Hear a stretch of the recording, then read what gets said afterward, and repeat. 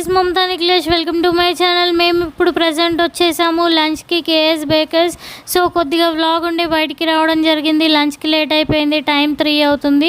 ఏదో కొద్దిగా అలా లైట్గా బయట తిన్నాము అనేసి కేఎస్ బేకర్స్ వచ్చాము. ఒకప్పుడు కేఎస్ బేకర్స్ ఎలా ఉండేదో ఇప్పుడు అస్సలు అలా లేదు. ఫుడ్ విషయం కానీ అన్నిట్లలో కూడా ఒకప్పుడు పిక్చర్ రష్ ఉండేది, ఇప్పుడు ఎవడూ లేడు. సో వాళ్ళు ఇంటీరియర్ మీద పెట్టిన శ్రద్ధ ఫుడ్ మీద తీసేశారు. అందుకే మొత్తం పడిపోయిందని నా సొంత ఫీలింగ్.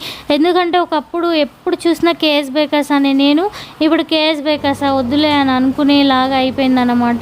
సో ఇక్కడ పిజ్జా చూస్తే ఏదో చిన్న బ్రెడ్ ముక్క ఇచ్చినట్టు అనిపించింది. దీని ప్రైస్ వచ్చేసి 149 రూపీస్. బర్గర్ అయితే ఓకే పర్లేదు అనిపించింది, కాబట్టి దాని లోపల స్టఫ్ అనేది కంప్లీట్గా ఏం లేకుండా ఇచ్చాడు.